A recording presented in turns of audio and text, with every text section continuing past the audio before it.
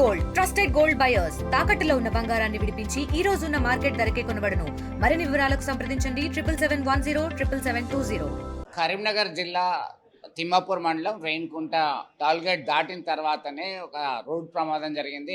ముందు వెళ్తున్నటువంటి ట్రాక్టర్ను ఢీకొట్టడంతో ఆర్టీసీ బస్సు ప్రయాణిస్తున్నటువంటి 15 మంది ప్రయాణికులకి గాయాలయ్యాయి. ప్రస్తుతం మనం కరీంనగర్ ప్రభుత్వ ఆసుపత్రిలో ఉన్నాము. వెంటనే పోలీసులు స్థానికులు స్పందించిన తర్వాత వారిని కరీంనగర్ ప్రభుత్వ ఆసుపత్రికి పంపించి చికిత్స అందిస్తున్నటువంటి పరిస్థితి. కొంతమంది ప్రయాణికులకి సంబంధించినటువంటి వారు అందుబాటులో ఉన్నారు. కొంతమందిని సిటీ స్కాన్కి పంపారు. ఇంకొంతమంది పిల్లలతో కలిసి వస్తున్నటువంటి పరిస్థితి.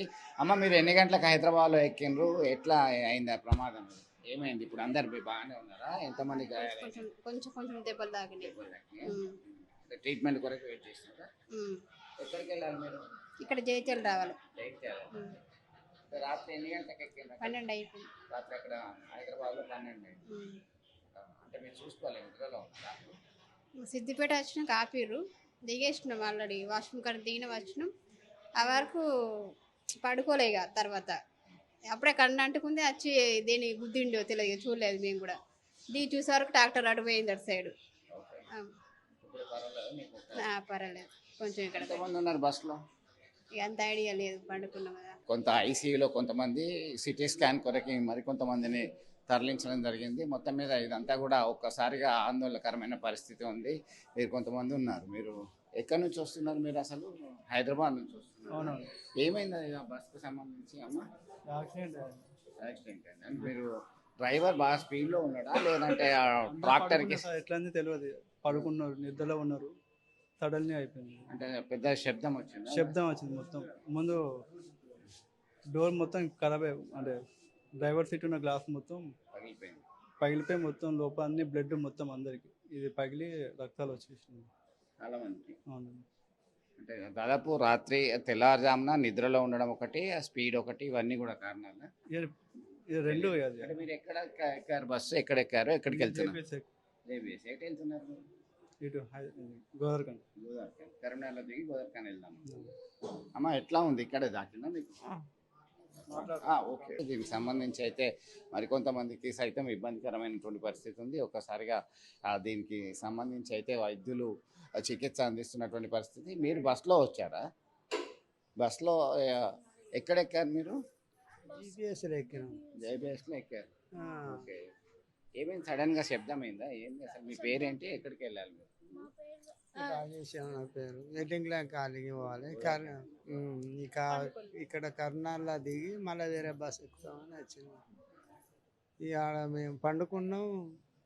ఇక ముందట ట్రాక్టర్ పోతుందంటే సడన్గా దాన్ని బ్రేక్ కొట్టుడుతోనే కదా అందరం ఎక్కడో సడన్గా బ్రేక్ అయితే గుద్దుకున్నాం. బస్సులో ఎంతమంది? బాగానే 40-45 మంది దాకా ఉన్నారు.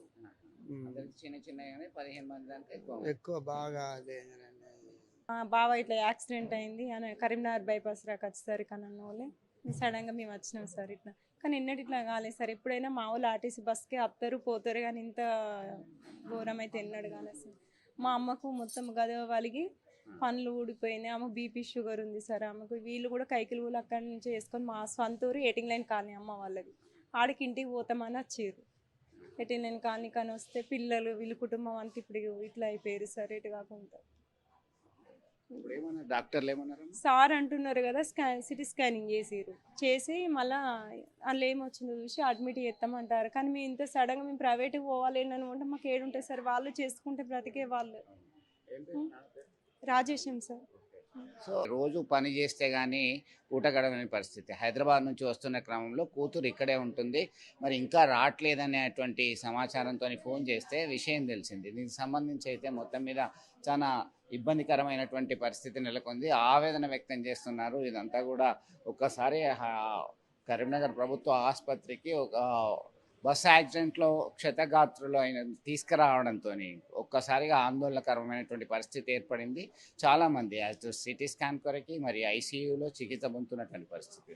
మొత్తం మీద ఇప్పటివరకైతే క్యాజువాలిటీస్ లేవు. అదృష్టవశాత్తు తీవ్ర గాయాలైనటువంటి వారు త్వరగా కోలుకోవాలని మనము కోరుకుందాము. వీడియో సుమంత్తో కలిసి చంద్రశేఖర్, RTV, కరీంనగర్ ప్రభుత్వ ఆసుపత్రి. చరిత్ర సృష్టించినోడు ఇప్పుడు ఆ చరిత్రని తిరగరాయబోతున్నాడు. అబద్ధాల గోడల్ని బద్దలు కొట్టి నిజాలను రాగా మీ ముందుంచబోతున్నాడు. నిజమైన వార్తల కోసం వెంటనే డౌన్లోడ్ చేసుకోండి రా యాప్ని.